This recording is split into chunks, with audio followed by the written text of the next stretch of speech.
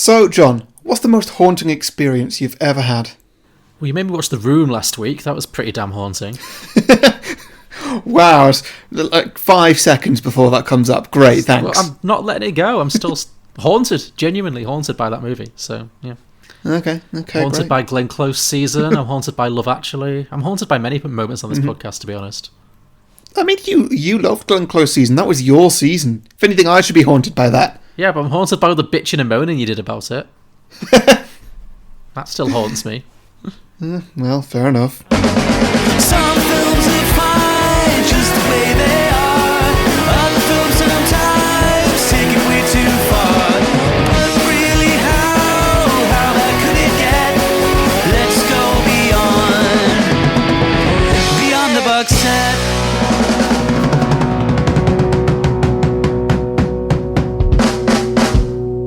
Welcome everybody to Beyond the Box Set, the podcast where today we are picturing prequels, sequels and spin-offs to The Others, 2001 horror movie.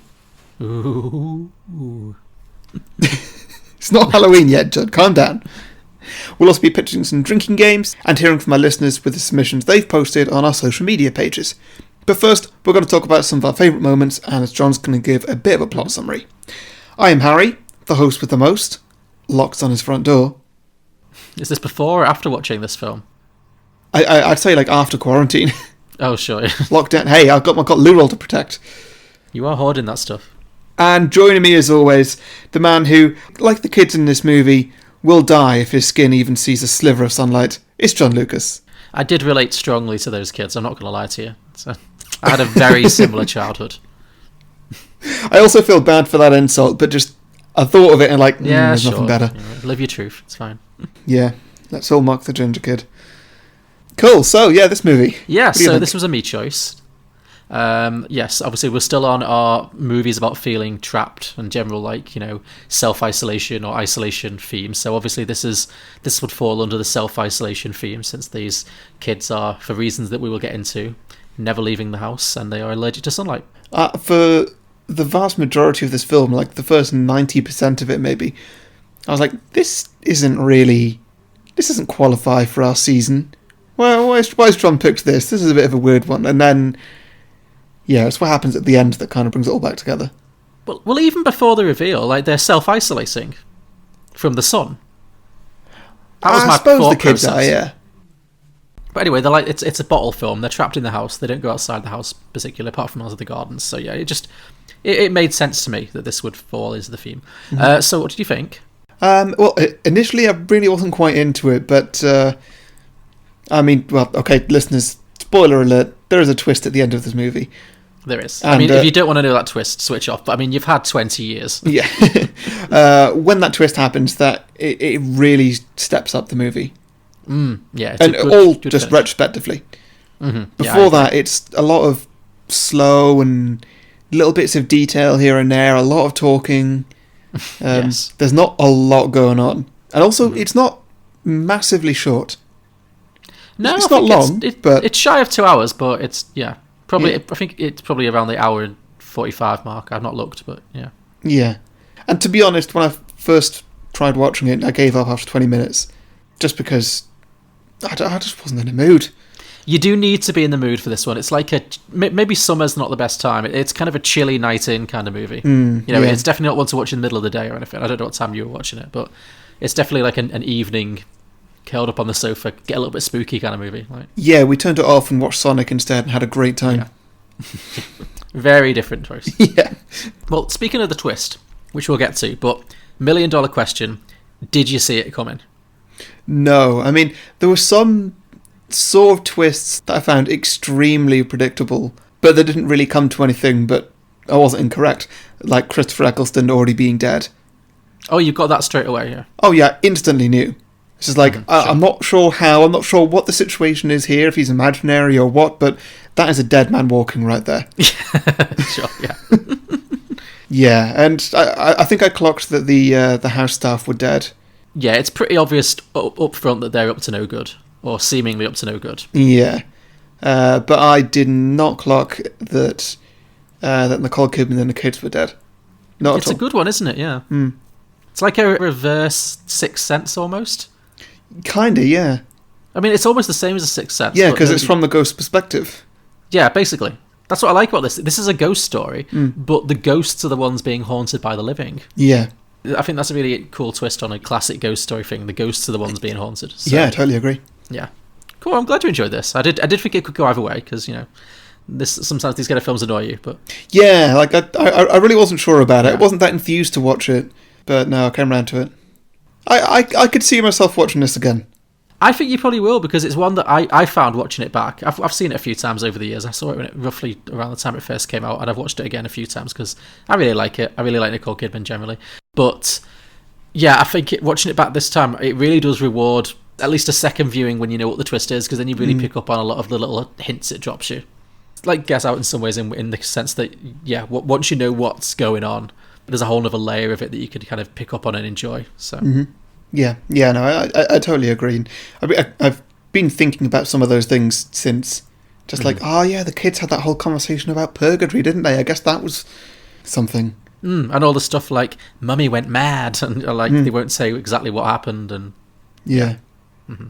Yeah. Yeah, no, it's a very well-constructed little plot, I think. Yeah, I agree. Mrs. Mills, our father's fighting in a war in France, you know. It's the World War. I know, but he's in France. That's enough, chatterboxes. Finish up your breakfasts. Are you going to leave us too? Of course not. Why should I leave you? The others said they wouldn't, but they did. And then it happened. Be quiet. What do you mean, Anne? What happened? Mummy went mad. Nothing happened. Yes, it did. No, it didn't. Yes, it did. Be quiet. What's going on? Do you want to do a plot summary then? I will, yes. So, The Others came out in 2001. It stars Nicole Kidman. A very English, very breathy Nicole Kidman. I noticed. Yeah. Whenever she does English, whenever she plays an English character, she always sounds a bit like a highly neurotic Mary Poppins kind of thing. Like a Mary Poppins who could go on a killing spree at any moment. That's kind of Nicole Kidman's vibe in this. So yeah. So she's this very high-strung English lady living in Jersey, the island of Jersey, which is an appropriately remote little setting. It's one of the Channel Islands. Mm-hmm. Nicole Kidman is living in a very kind of remote country house or mansion kind of thing in Jersey, in or around World War II, maybe just after the end of World War II, I think we're led to believe. So it's like the late 1940s, I'd say. Yeah, her husband has gone off to war, husband later played by Chris Eccleston, and has not come back. She's been left alone with her two children, played by some annoying child actors. Yeah, I think I looked up the IMDb for this for whatever reason. I don't normally do that before watching a film. Mm-hmm. I might have done it during, I'm not sure. But either way, I saw that Christopher Eccleston was second billed on this. Yeah. And I was like, alright, obviously I know him from Doctor Who, but I've not really watched any Christopher Eccleston movies before. I don't think there are many. I've seen 28 Days Later. Sure. But I've not really seen anything else. I'm like, okay, it'd be good to see a Christopher Eccleston movie. He's in this for about 5 seconds and you sleep through most of it. Yeah, that is a very misleading credit right there. He's very much a guest in this film, like almost a cameo. But, I mean, there's not really a lot of stars in it. It's pretty much Nicole Kidman. The three housekeepers, they should be billed. They get far more screen time than Eccleston, though. They should certainly. I think if there's a second lead other than the kids, it's Finola Flanagan, the older lady. She's fantastic in this, but we'll get to that. So yes, Nicole Kidman is living alone in this very big kind of empty house with her two children, who it turns out are deadly allergic to sunlight. Mm-hmm. Even an open curtain could kill them, essentially. Or so Nicole Kidman believes. Which I was kind of thinking, so are they little vampires then? Yeah, that could have been the twist. I like that idea, little vampires. Yeah. Well, let the right one in. Yeah, exactly. That could work. Yeah. The doctors were never able to find a cure. For what? Their condition. The children have a very serious allergy to light. They are photosensitive and they must never be exposed to any light much stronger than this. Otherwise, in a matter of minutes, they would break out in sores and blisters and begin to suffocate. It would eventually be fatal. Good heavens. The film kind of opens with Nicole Kidman in bed giving this kind of blood-curdling scream. Mm. And then she wakes up and there's a knock at the door. And at the door there are 3 mysterious working people who have come looking for work, basically. So there is Finola Flanagan, is Eric Morecambe the older guy? And then I don't know who the actress is who plays. But anyway, it's an older lady, an older man, and also a younger girl who is mute. She doesn't speak, completely silent. And they claim that they've just turned up looking for work as housekeepers, essentially, like domestic work. And she's actually put out an advertisement for housekeepers because her previous servants left in the middle of the night and abandoned the house. So she's been left completely alone, and she's just been in need of some new housekeepers, and as luck would have it, here they are. How perfect. So she kind of introduces them to the house, explains to them that every door has to be locked and the children must never see sunlight. She's very, very clear on all this. I didn't get the locked doors thing.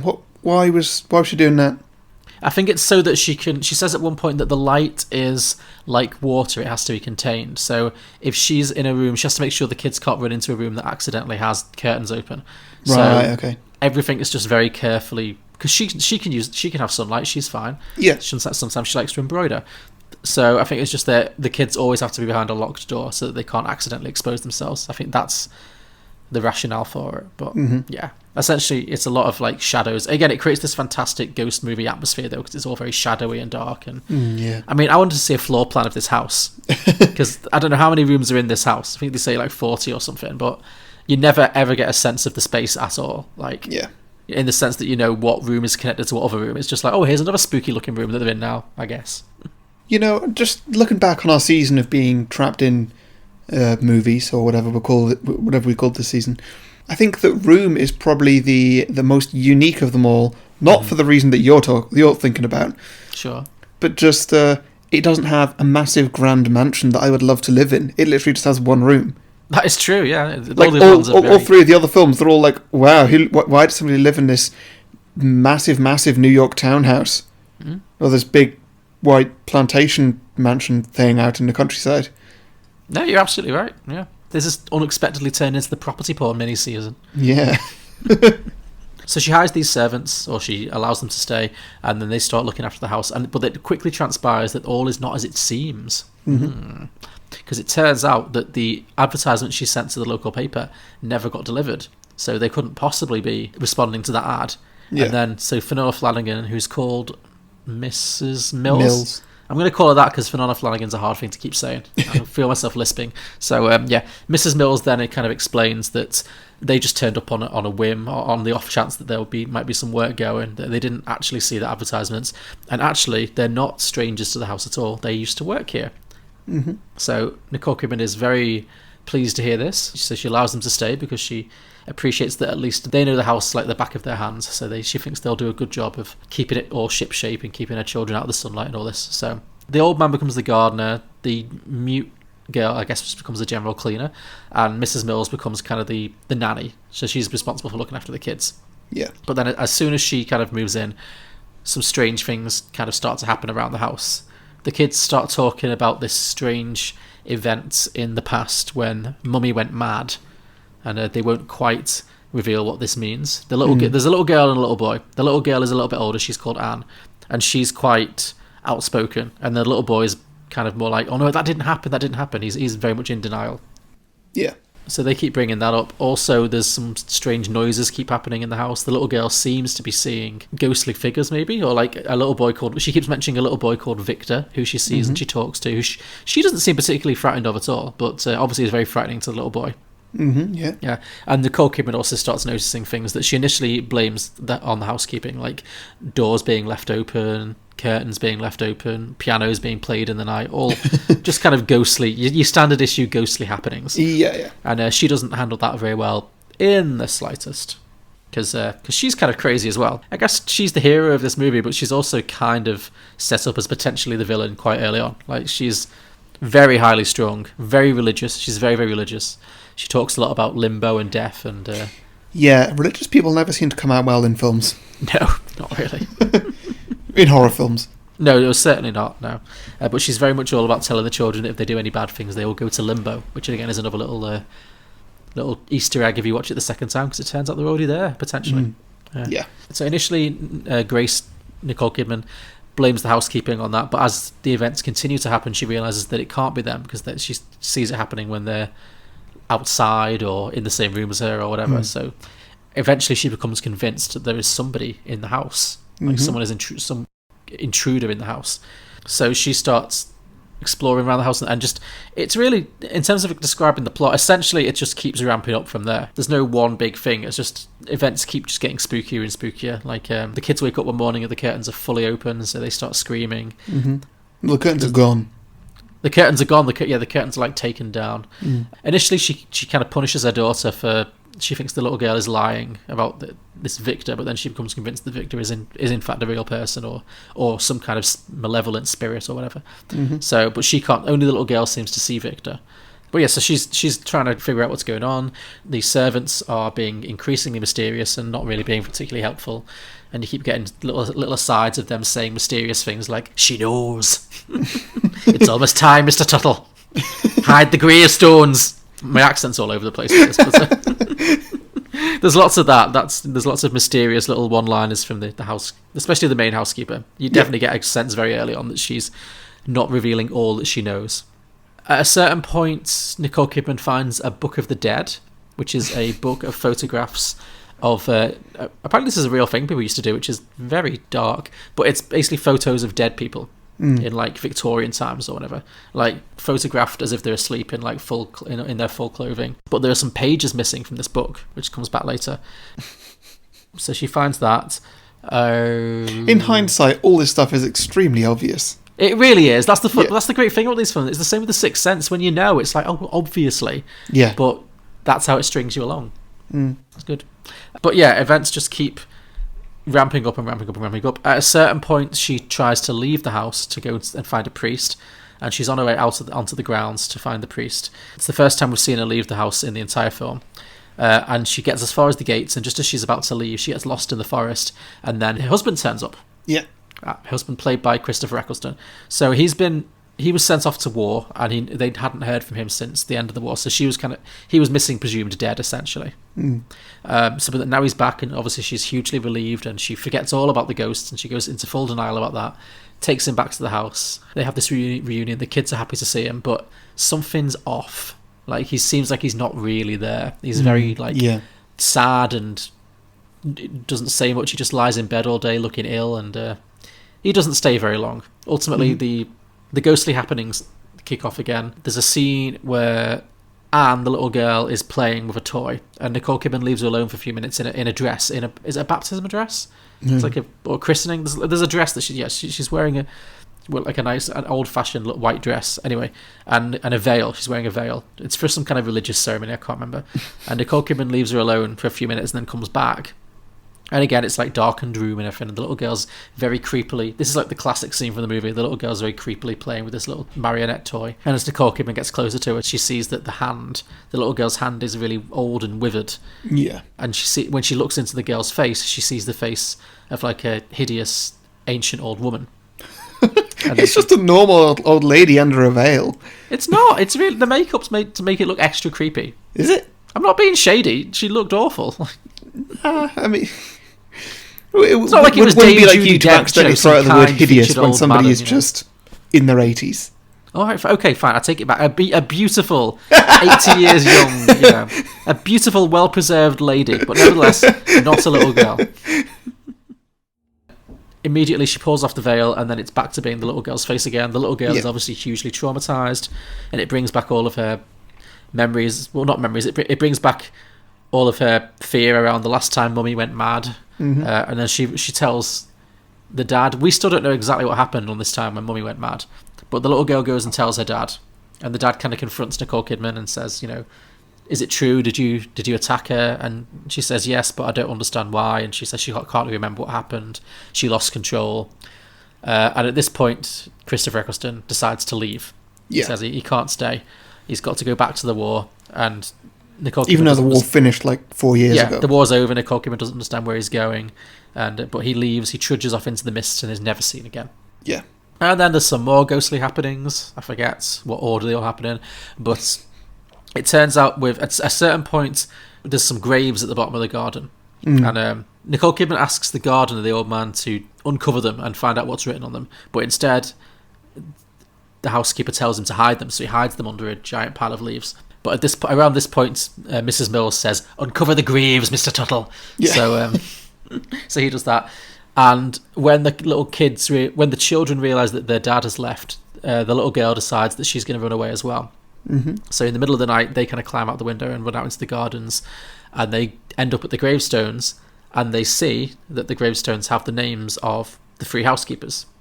Yeah. And at the same time, Nicole Kidman is running around the house trying to find the source of some latest spooky banging or whatever, and she finds the missing pages from the Book of the Dead, and it of course contains pictures of the corpses of the housekeepers. Mm-hmm. So the housekeepers are in fact ghosts. Ooh. Yeah, which confirms that twist. Yes, that's one of the less surprising twists. That's one you kind of see coming. So then she runs outside. The housekeepers are kind of beckoning to the children, like, "Come with us, children." And then they get very scared. They run away. They run back to their mum. They all run inside. Nicole Kidman shooting at them with this giant shotgun that she's got in the house for some reason. But then obviously that's not doing anything. And Mrs. Mills is like, "Oh, I wouldn't waste your bullets, dearie. The tuberculosis took us off years ago." So, how's Sorry, what? I didn't even understand that. The tuberculosis took us away years ago. Is it working? The accent, is it working for you? It's entertaining, I'll give you that. Okay, good. I'll stick with it then. It's one of the few that I can make a stab at, so. Don't come any closer! Don't move!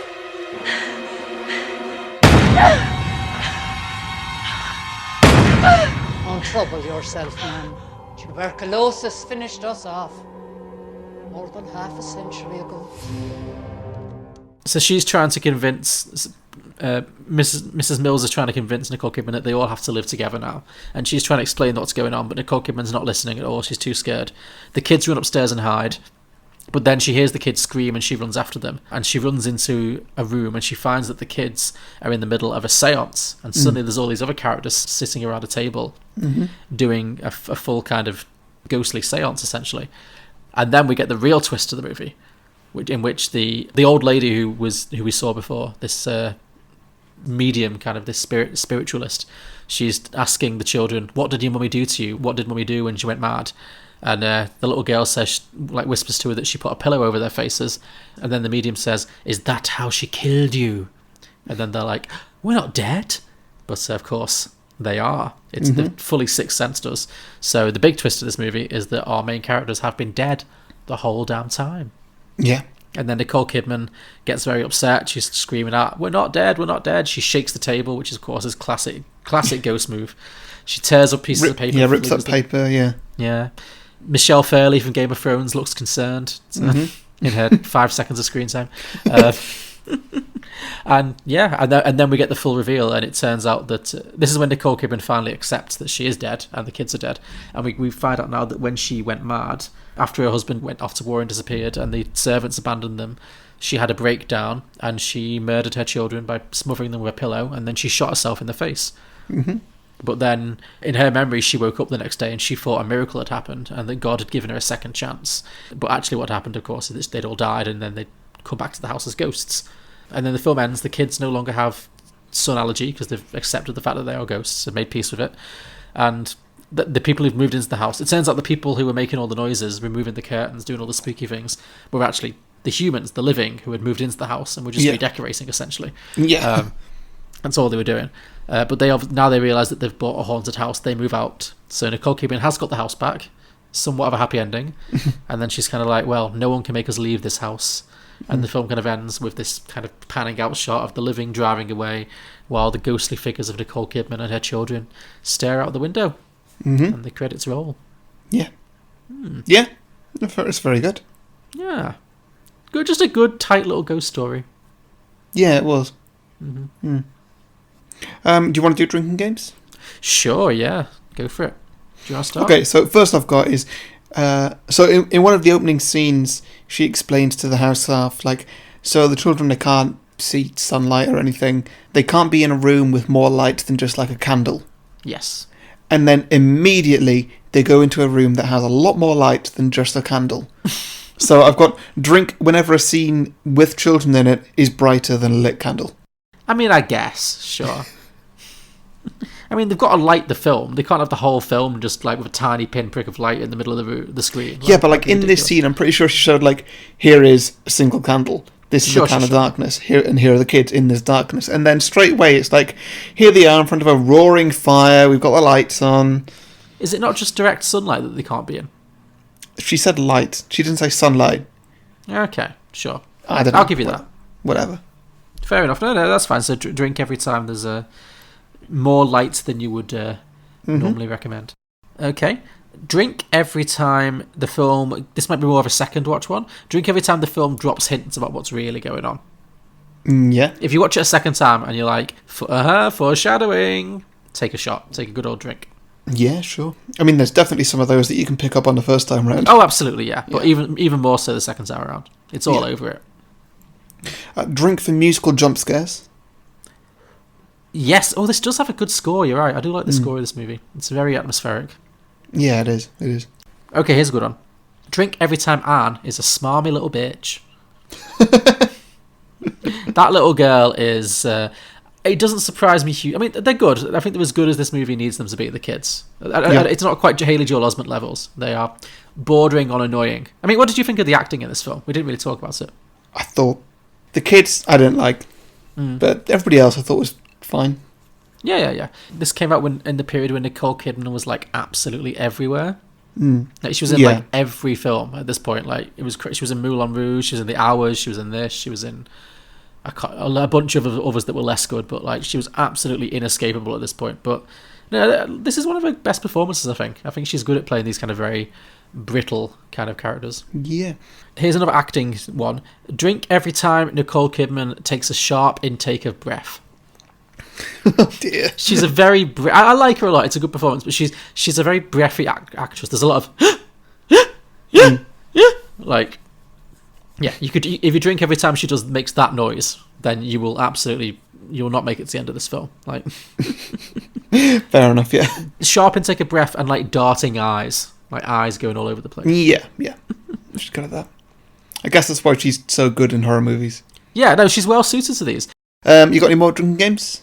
Well, I've already kind of mentioned it, but drink every time the housekeepers say something mysterious, especially Mrs. Mills. Something, Mr. Tuttle. I think I've reached the end of my tether. What about you? Oh, yes. Definitely. We'd better go and uncover the gravestones. Okay, so if that's that, before we get to sequels, then listeners, I would like to let you know that me and John are on patreon.com. If you feel like we're good at what we do, at being podcasters, then maybe you want to support us, because that's what you do, right? Mm-hmm. Support your local podcast.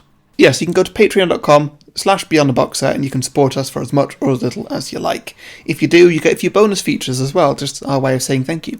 Mm-hmm. We do a bonus show where we review films. Currently we're taking requests for that because, well, the cinemas are closed, so we don't really have an option.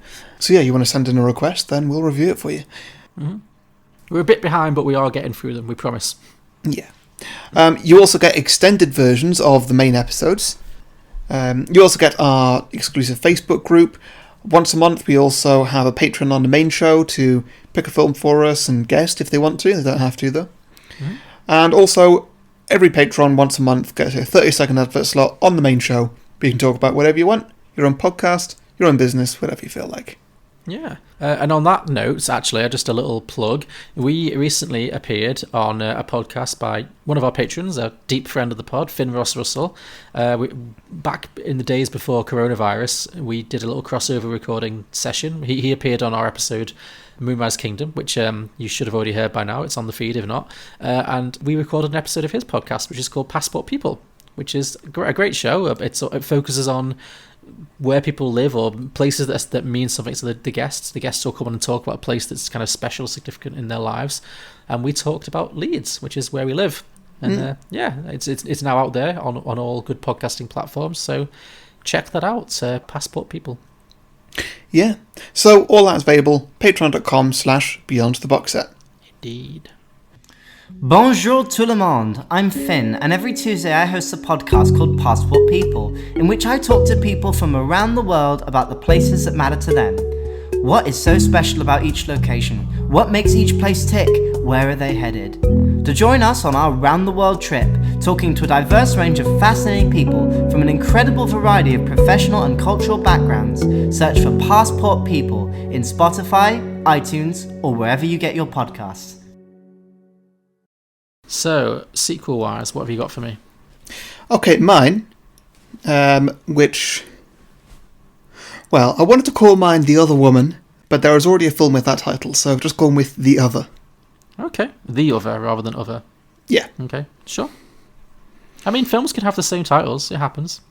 Yeah, okay, well, if you want to go for It's it. not the first time we pitched a sequel that actually has a title somewhere in the vaults, you know. Okay, so it's the 80s. Mm-hmm. Nicole Kidman has been raising these two children for about 60-odd years now. Sure. What a nightmare. Yeah. I mean, I've got here, I may have got this wrong. They're still allergic to light, and she still has that superstition about locking all the doors. Oh, okay. So even though they got over that at the end of the first film, they've gone back to it now. You know what? Maybe that can be undone. It's not majorly important. Sure. But they're still in the same house, yeah? Yeah. She sits down with the Irish lady and has a chat. So, Mrs. Mills, I'm fucking sick of this. I don't... I'm not really hearing Nicole Kidman's voice in that delivery there. I'm fucking sick of this. She wouldn't say fucking. Or is she like... Is that the point? Is she like really burned out after 60 years? Yeah, that's the point. She is very frustrated. Okay. She's over it now, okay. Yeah. What makes you say that, madam? Excellent. Keep it up. I've been doing this for decades, living in the dark, locking all these fucking doors. The kids are never grateful because, let's face it, they've been 6 and 9 for about a century since I murdered them. She's very open about the whole murder thing now. She's like, yeah, I killed him. I guess. Shit happens, you know. Whoopsie, my bad. So what are you going to do? I'm going to stop. I need a change. The kids are dead, so how is the sun going to hurt them? They don't actually need me anymore because, well, they're dead. How could life be worse for them? I just need a change. I just need something else to think about. Something else to obsess over. At that moment, the front door slams open, and standing there is Chris Evans in a very tight shirt. Well, hello, handsome, says Nicole. And in that moment, she forgot that she was a ghost, and immediately struts up to him to go and say hello. Uh-huh. Basically, Can he see her? Pardon? Can he see her? No. Okay, I see. As he doesn't see her, he walks forward right through her, in fact. She closes her eyes as it happens, and it takes her breath away. Mm. When she opens her eyes, she is looking directly at another woman. Margot Robbie was standing right behind him. She has an angry glare on her face, which happens to be looking directly at Nicole. I'm just going to use actor names, by the way. Sure. So they're like a young married couple who've moved into the house. Is that what we're getting at here? Yeah. Okay. I would also like to stress that they are about Nicole Kidman's age, but also 2001 Nicole Kidman. Sure, that makes sense, yeah. Because she's a ghost, she doesn't age. No, that's fine. Nicole Kidman also does not age for equally spooky reasons. Shall we say. A moment later, Margot Robbie's face changes into a massive grin, and she skips into the house, right through Nicole, which makes Nicole feel disgusting. Mm-hmm. Oh, darling, I love it. I'm so excited to move in. Your Margot Robbie impersonation needs work, but sure. Oh, is this Margot Robbie doing a British accent, an unconvincing British accent? Yeah, sure. I'm thinking, like, she doesn't seem to have a fixed accent, Margot Robbie, so... No, that's true. Yeah. I don't think I've ever heard her do British, though, yet. Oh, wait, no, she did. She was in that film about Queen Elizabeth with Saoirse Ronan that I threatened to take you to see. We never saw it, and then it didn't get... It didn't get any Oscars anyway, so you dodged a bullet there. Yes. Oh, I love not watching Saoirse Ronan films. But yes, she played Queen Elizabeth in that, so yes, she can do a plummy British accent. Yeah. And so, Chris Evans and Margot Robbie, they move into the house, unaware of the family of ghosts and servants occupying the house currently. Okay. From that moment, Nicole Kidman literally forgets that she has children. And in that moment, they pass on without anybody knowing or noticing. So she was the one keeping them there? Mm-hmm. Like, just with her own, like, guilt and obsessive motherly tendencies. So now that she's got something else to obsess over, the kids are let free. Oh, wow, that's an interesting concept. I like that. Okay. Yeah, they're gone. Also a great way of getting rid of some very annoying child actors. Exactly. She spends every waking moment, which for her can be 24 hours a day, because she's a ghost, Sure. obsessing over him. Where do ghosts go when they sleep? I don't know, so I just assumed they don't. Okay. Who knows? Every now and then, she'll reach out and try and touch him, only for her hand to fall through him. Oh, this sounds really sad. One day, she puts her hand on his at the dinner table, and he flinches and moves his hand away. It's a big shock to her because she knows that for the first time he's reacting to her. Ah, so they're making a connection. Mm-hmm. That night, she decides to go and try something else. While he's asleep, she goes into his room, and rather than just watching him sleep like normal, she slips her hand under the covers. Oh, Harry, are you going to make Oscar-winner Nicole Kidman be a ghost who wanks people off? There are instant results. Instant results? Oh dear. Sounds messy.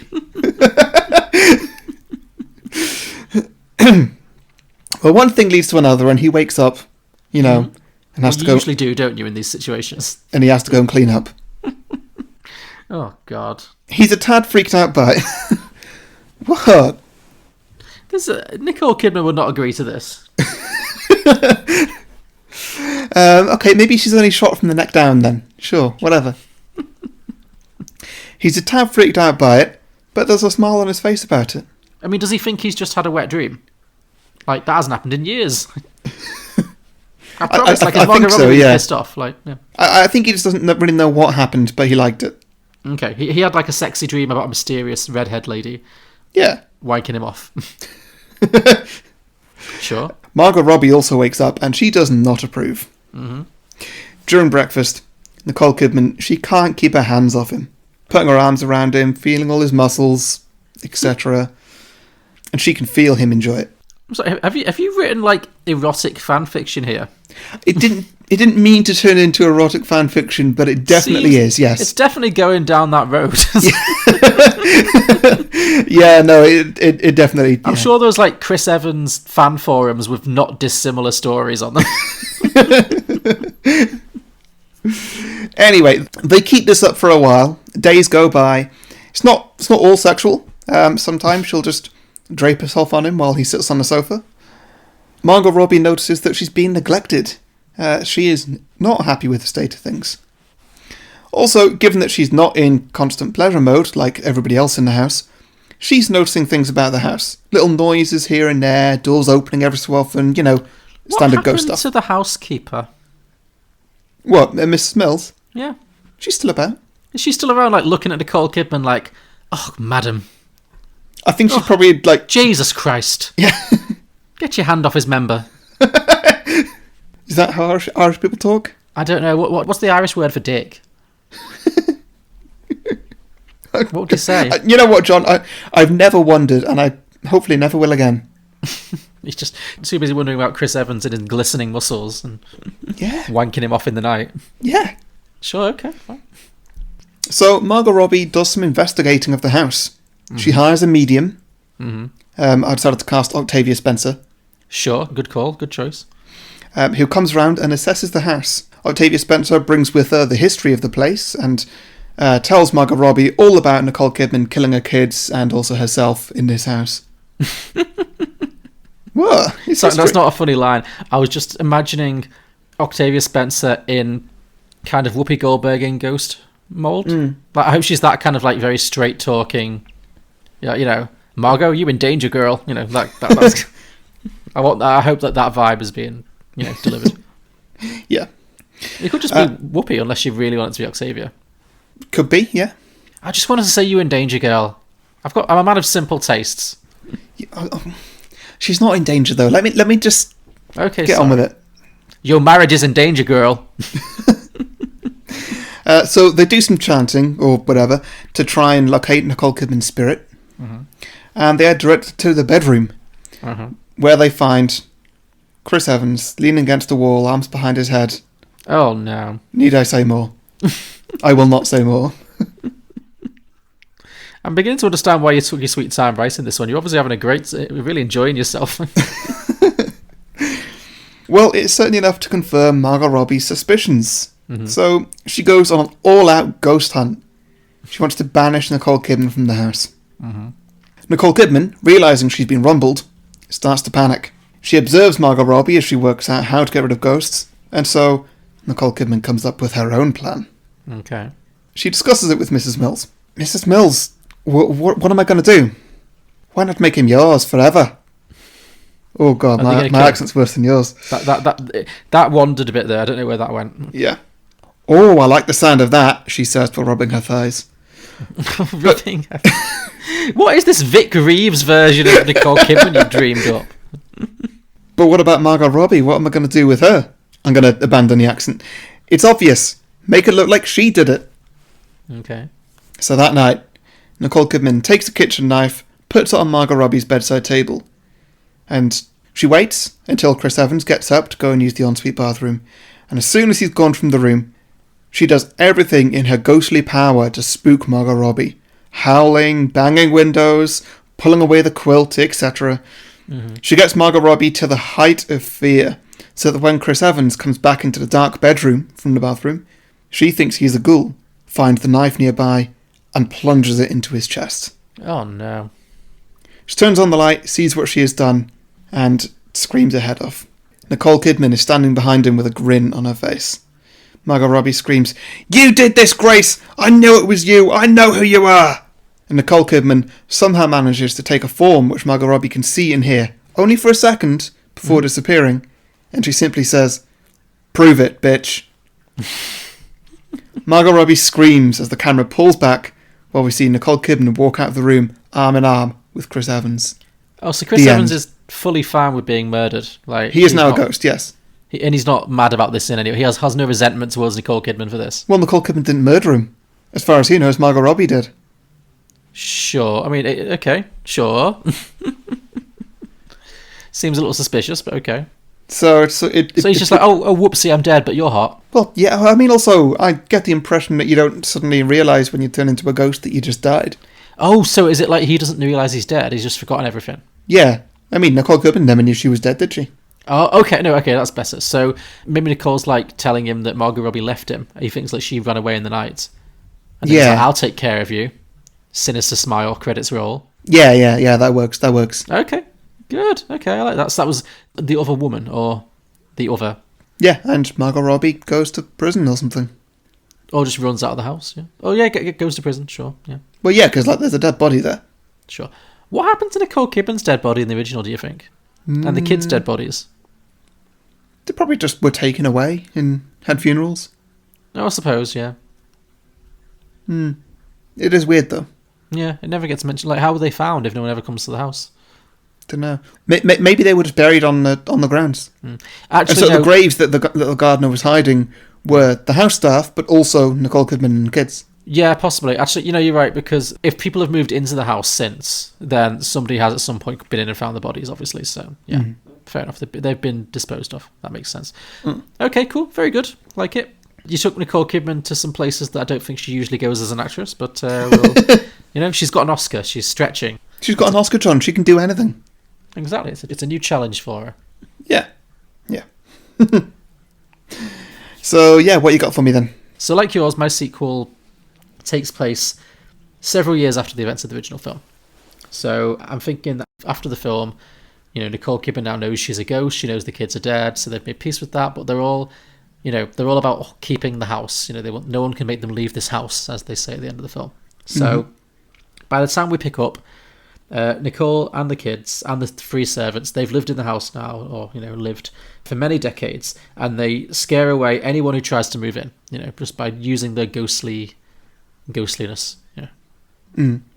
So nobody stays very long. People move in, strange, scary things happen. People move out very quickly. So she's managed to keep the house for them essentially for decades, until the 1970s, when obviously the more she does that, the more people move into the house and then move out because of spooky events. After a few decades, the house gets a reputation as an infamous haunted house. Okay.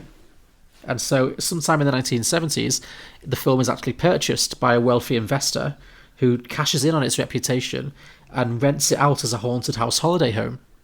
Okay. It's like one of those big holiday houses people can go to for like a murder mystery weekend kind of thing. That's the vibe. Yeah. So it attracts a lot of like tourists. And as you can imagine, Grace is not best pleased by this turn of events. So we're just going to follow 3 different sets of visitors to the house in 3 different decades. Okay. And how Grace deals with them. So, first of all, we're going to go to the 80s. So at some point in the 1980s, Grace is, haunting the house as she normally does, just living in peace with her kids and the housekeepers, when 2 drunken English louts turn up at the door, stagger into the house. It is James Corden and what's his face? No, it's not the lesbian vampire killers. I'm a bit classier than that. It is Richard E. Grant and Paul McGann. Even better. Withnail and I. Yep. So this is the crossover between the others and Withnail and I that we were all crying out for. Yes. So Withnail and Paul McGann and Richard E. Grant, they've gone on holiday to Jersey, by mistake, of course. Mm-hmm. And they wind up in the house after getting a tip off from Uncle Monty or something. Maybe he knows the landowner or something. Maybe he knows the landlord or something. So he's given them a tip off about this big empty mansion that's just waiting for anyone to crash into in the 80s. And they treat the property with all the respect that you would expect of them. So what I'm imagining for these sequels is that these human living people move into the house for a while, but Grace still doesn't often see them. Like the kids can see them more than she can. And so she only sees little hints that there's something not right in the house, and that's how she knows that there's an intruder in the house again. Mm. So in this one, she realizes that something's wrong when she starts finding empty booze bottles all over the place. And the sink and the toilet in the most horrendous states. Yeah. And horrendous smells emanating from the kitchen at all times. Just absolutely horrendous. So she very quickly picks up that something is very, very wrong, and there are some very unwelcome visitors in this house. Mm-hmm. And meanwhile, we're cutting to Withnail and I, and they're just having complete booze soaked, exactly the same as in the Withnail and I film. They're just having these ridiculous booze soaked misadventures, causing all kinds of destruction and damage, and bringing all kinds of shady characters back. And Grace is obviously very unhappy about this, and she's like, "We need to get rid of these people. These people are ruining the house. They're ruining her nerves." So eventually, Mrs. Mills, the housekeeper, comes up with a solution. She goes around replacing every bottle of booze, draining it out and replacing it with tap water. So within a matter of days, Withnail and I stagger away in horror and are never heard from again. Like I'm imagining Richard E. Grant taking a massive swig from one of his wine or vodka bottles and just spitting out immediately it's water, as if it's poison to him. Mm-hmm. I imagine that character's not drunk tap water in many a year, so just completely and utterly immediately does that, immediately flees from the house. Yeah. So they leave. That's how they sort that out. Cut to the 1990s. Okay. Another thing I should mention, all of these crossovers I'm doing are not only different decades, but also they're crossovers with movies that we've done on the podcast before. Mm-hmm. Okay. That's my concept. So obviously 80s was when we did Withnail and I. 90s, so it's 1996, 1997 or something. Not that Grace knows or cares what year it is at this point. She's been dead for that long.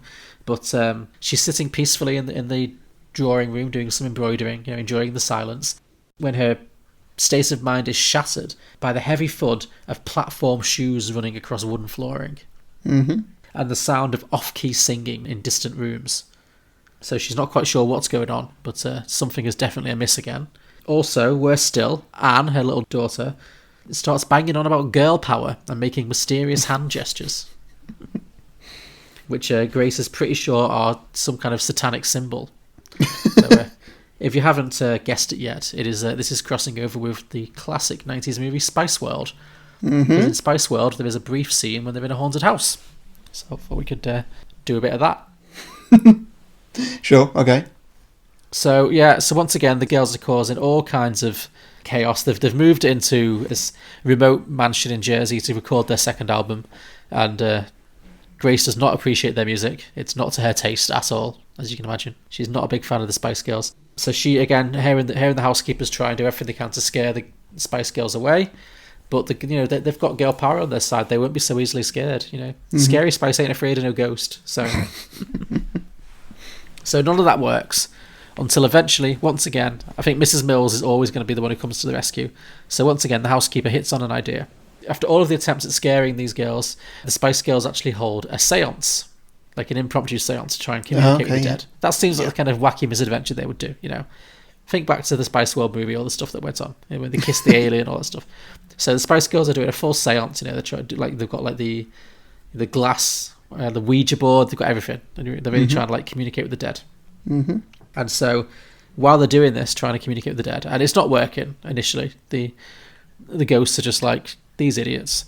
The ghosts watch as they try and communicate, and then Mrs. Mills actually walks up to the ginger girl in the group and whispers in her ear that she'd be better off launching a solo career.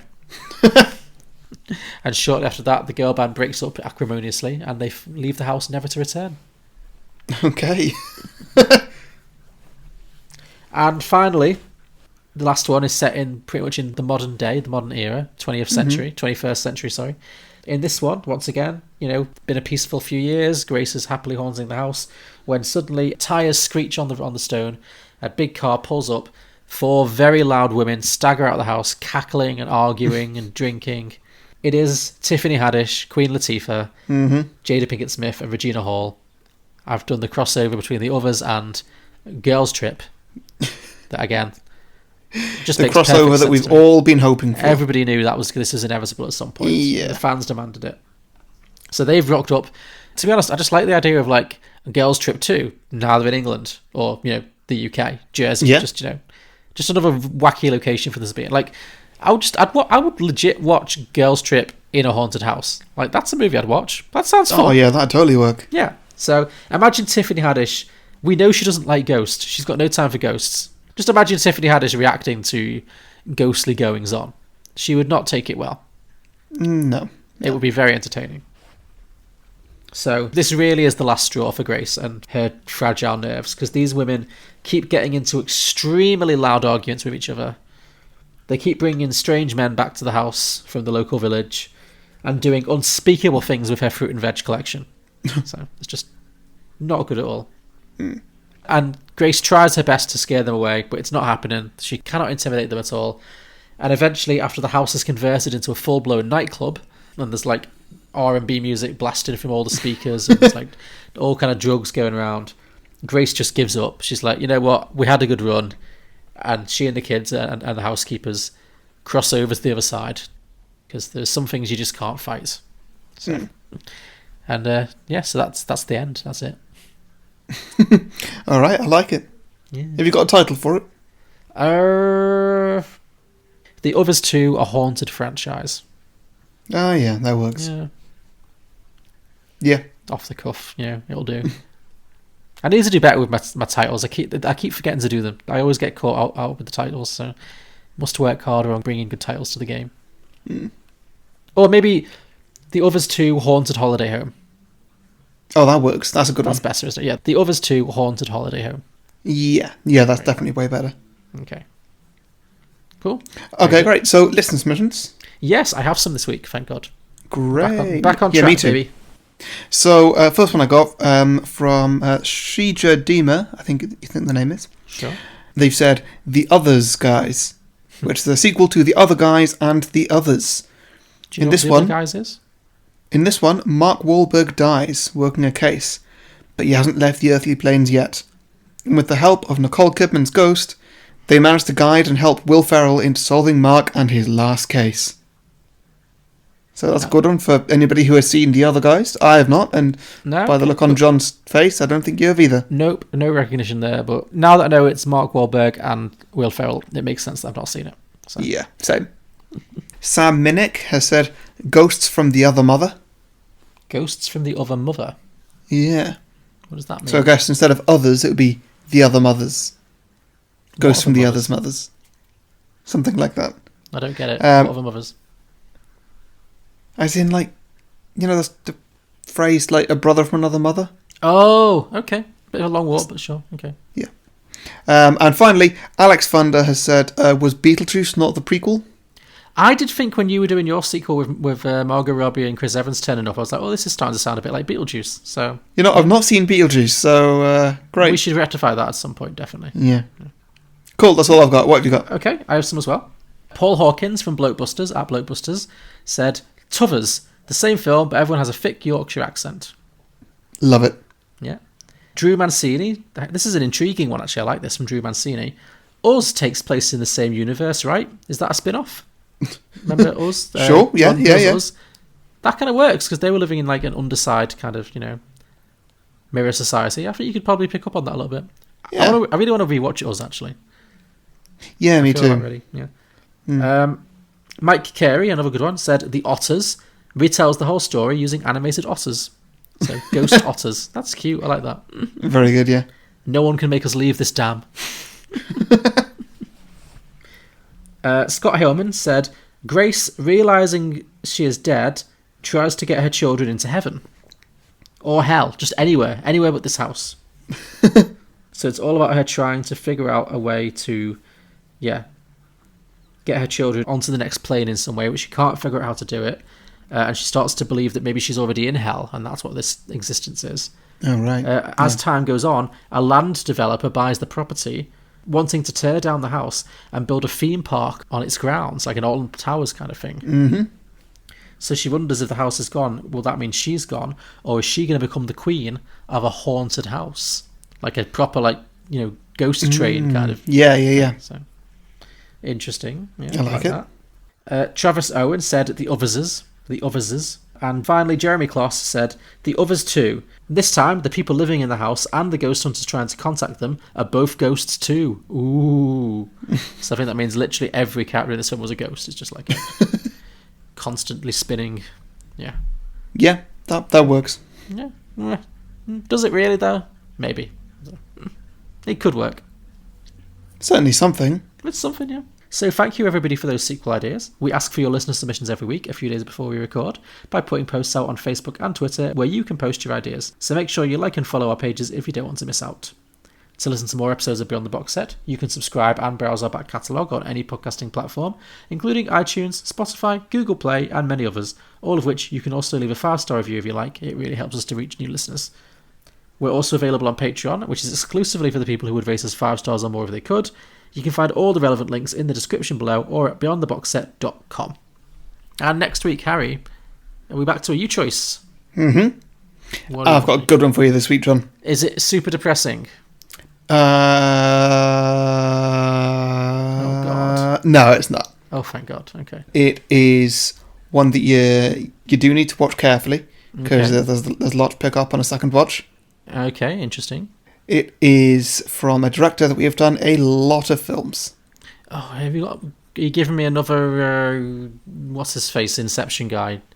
Mike Yes, Nolan, I am. Christopher Nolan. Which Christopher Nolan classic are we doing now? We are going to do The Prestige. Okay. You know what? I have not seen it. Oh, yeah? No.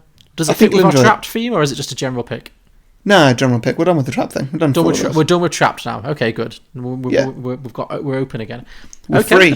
We're free. Excellent. Okay, if only that were true in the real world. But no, okay, that's good. I've actually genuinely never seen this film, so I'm excited to watch it. Yeah, I think you'll have a good time. Don't look into it if you can get away with it. Okay, avoid spoilers. Sure. Yeah. Okay. Yeah, I wouldn't anyway with it. With Christopher Nolan, I'd expect some kind of twist. So sure. Yeah. Okay. Yeah. So enjoy that. Will do. Cool. Yeah. Okay, great. And listeners, join us next week for The Prestige. Looking forward to it. Okay. Thanks a lot, guys. Bye. See you next time. Bye. Bye.